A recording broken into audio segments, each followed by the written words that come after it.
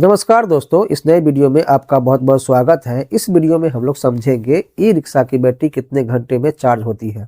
देखिए, अगर आप ई रिक्शा खरीदने का प्लानिंग कर रहे हैं तो ये सबसे ज़्यादा महत्वपूर्ण होता है कि वो कितने घंटे में ई रिक्शा की बैटरी जो है चार्ज हो जाती है, क्योंकि उसी पे वो डिपेंड करेगा कि कितना टाइम जो है आप चार्ज करेंगे, तो उसकी वजह से जो बिजली बिल आएगा या बिजली खर्च होगा वो कितने रुपए का होगा। तो ये जानना बहुत महत्वपूर्ण हो जाता है। तो इसी को हम लोग इस वीडियो में समझते हैं। देखिए, ई रिक्शा की बैटरी का जो है इम्पोर्टेंस हम सबसे पहले यहाँ पर समझ लेते हैं। आप एक तरीके से समझिए कि जो भी आपका ई रिक्शा है उसका बैटरी जो है एक तरीके से वो हर्ट है, और वही जो है हर्ट जो है एक तरीके से शक्ति प्रदान करता है। यानी जो आपका बैटरी है उसी बैटरी से ये चलता है। जैसे मोटर, नॉर्मल मोटर हो सकता है, उसके लिए जो है आपका डीजल या पेट्रोल जो होता है वो महत्वपूर्ण पॉइंट होता है। वही आपका जो है बैटरी यहाँ पे केस में होता है आपका, अगर ई रिक्शा तो है। तो ये आपका ई रिक्शा का जो बैटरी है वो सबसे महत्वपूर्ण है, इसीलिए उसका जो गुणवत्ता आपको अच्छा होना चाहिए। चार्जिंग टाइम अगर बहुत कम होगा तो उसका जो परफॉर्मेंस अच्छा होगा, ज़्यादा दूरी तक ये तय करेगा, और घुमा फिरा के होगा आपको कि जो प्रॉफिट है वो आपको ज़्यादा होगा। यहाँ पर देखिए, चार्जिंग का समय जो है आमतौर पर कितना होता है, इसको यहाँ पर हम लोग समझते हैं। तो एक मॉडल है महिंद्रा का ट्रियो यारी, तो वहाँ में लगा होता है लिथियम आयन बैटरी को फुल चार्ज करने में लगभग 2.5 घंटे का समय लगता है। उसी तरीके के वाईसी यात्री सुपर है आपका एक मॉडल। इस मॉडल की बैटरी को पूरी तरह चार्ज करने में 5 से 7 घंटे का समय लगता है। उसके बाद एक सामान्य जो है नॉर्मल ई रिक्शा है आपका, दिल्ली के इलेक्ट्रिक इंजीनियरिंग के अनुसार अधिकांश ई रिक्शा की बैटरी 6 से 7 घंटे में पूरी तरह चार्ज हो जाता है।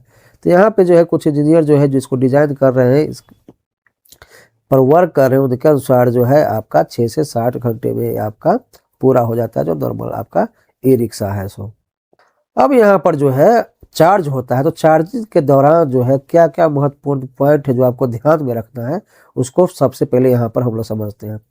हर राइड के बाद बैटरी को चार्ज करें, भले ही बैटरी पूरी तरह खत्म नहीं हुई हो। तो ये महत्वपूर्ण पॉइंट है। जब भी आप इसको यूज करते हैं, आप मार्केट में उपयोग करते हैं, उसके बाद जब आप आते हैं गैरेज में लगाते हैं तो उसको आपको चार्ज में लगा देना है। हमेशा अपने ई रिक्शा के लिए एक मूल चार्जर का ही उपयोग करें। तो ये देखिए सबसे महत्वपूर्ण पॉइंट है। आपका चार्जिंग में क्या होता है, कभी दूसरे चार्जिंग से चार्ज कर लिए, कभी तीसरे से कर लिए, कभी चौथे से कर लिए, कहीं गए तो रास्ते में भी चार्ज कर लिए। तो ये आपको नहीं करना है। हमेशा एक चार्जर रखना है, मेन चार्जर, उसी से आपको इसको चार्ज करना है। चार्जिंग करते समय बैटरी को ठंडा होने दें, गर्म बैटरी को तुरंत चार्ज ना करें।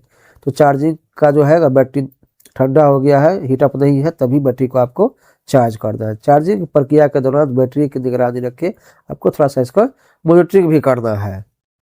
अब यहाँ पर हम समझते हैं चार्जिंग के लिए सही स्थान और सुरक्षा।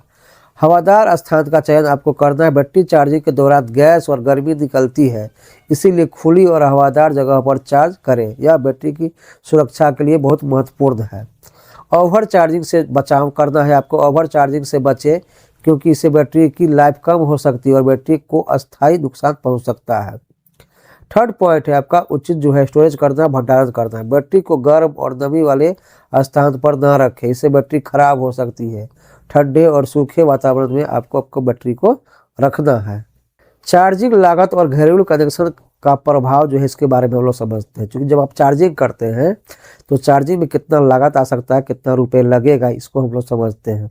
यहाँ पे दिया हुआ है कि दिल्ली में घरेलू कनेक्शन से चार्जिंग पर 24 से 27 रुपये का खर्चा आता है, जबकि कमर्शियल कनेक्शन पर 36 से 40 रुपये लगते हैं। तो कमर्शियल कनेक्शन हो सकता है आपके पास, डोमेस्टिक कनेक्शन हो सकता है। तो डोमेस्टिक के केस में जनरली क्या होता है, चार्ज थोड़ा कम रहता है कमर्शियल की तुलना में। तो इसीलिए जो है कमर्शियल से अगर आप यूज कर रहे हैं तो चार्जर थोड़ा ज़्यादा होगा, डोमेस्टिक से यूज कर रहे हैं तो चार्जर थोड़ा सा कम होगा। अधिकांश ई रिक्शा चालक घरेलू कनेक्शन से ही चार्जिंग करते हैं, क्योंकि यह काफ़ी सस्ता पड़ता है। एक बार चार्जिंग में लगभग 8-9 यूनिट बिजली खर्च होती है। तो 8 से 9 यूनिट बिजली आपका जो है पर डे में खर्च होगा, अगर आप 6 से 7 घंटे या 5 से 6 घंटे इस्तेमाल करते हैं। तो यहाँ पे समझिए बैटरी की जीवन प्रत्याशा और देखभाल। देखिए बैटरी का लाइफ देखिए, तो बैटरी की गुणवत्ता के आधार पर इसकी जीवन प्रत्याशा जो है 3 से 5 साल तक हो सकती है। लाइफ जो है आपका 3 से 5 साल तक का हो सकता है, अगर आप बैटरी को जो है अच्छे से यूज समय करते हैं तो समय पर चार्ज कर, बैटरी को पूरी तरह डिस्चार्ज होने से पहले चार्ज करना चाहिए। यह बैटरी की सेहत के लिए बेहतर होता है। तीसरा पॉइंट है आपका सेकंड पॉइंट, जो थर्ड पॉइंट था, सेकंड पॉइंट है कि नियमित देखभाल करना है। सही चार्जिंग आदतें और नियमित मेंटेनेंस की बैटरी लाइफ जो बढ़ाई जा सकती है। यानी कहने का अर्थ है कि आपका जो है, अगर आप सही समय से चार्ज करते हैं, चार्जिंग में ध्यान देते हैं, उसको पूरी तरह जीरो नहीं करना है, थोड़ा चार्जिंग बचा रहे उसके बाद ही आपको चार्ज में लगा के उसको फुल करना है। और बैटरी का जो है आपको मेंटेनेंस, देखिए मेंटेनेंस जो है किसी भी इक्विपमेंट के लिए बहुत महत्वपूर्ण पॉइंट होता है। अगर आप प्रॉपर मेंटेनेंस करते हैं तो बैटरी का लाइफ जो है आप उसको इंक्रीज करते हैं। तो नॉर्मली इसमें क्या होता है, 3 से 5 साल तक का जो है बैटरी लाइफ रहता है। अच्छे से अगर आप यूज करते हैं तो ये आपका और भी इंक्रीज किया जा सकता है। ई रिक्शा बैटरी के प्रकार, उनकी चार्जिंग क्षमता को यहाँ पर हम लिथियम आयन बैटरी तेज चार्जिंग होता है, लगभग 2.5 घंटे से 7 घंटे आपका जो है चार्ज होता है।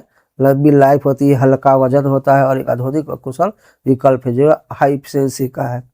उसी तरीके से है आपका जो है सीसा एसिड बैटरी, यानी लेड एसिड बैटरी होगी। आपका चार्जिंग अधिक समय लगता है, भारी वजन होता है, लेकिन कम लागत होता है, पैसा जो है कम होता है, चार्ज कम होता है। आपका ओवरऑल जो है परचेज खरीदेंगे तो वो पैसा आपको कम लगेगा। नई तकनीक आया है बाजार में, नई तकनीकें तेजी से आ रही है जो चार्जिंग समय को और भी कम कर रहा है। तो कई सारा जो है हाइब्रिड आपका यूज हो रहा है, अभी प्रक्रिया में आ रहा है, तो इसमें थोड़ा सा समय लगेगा।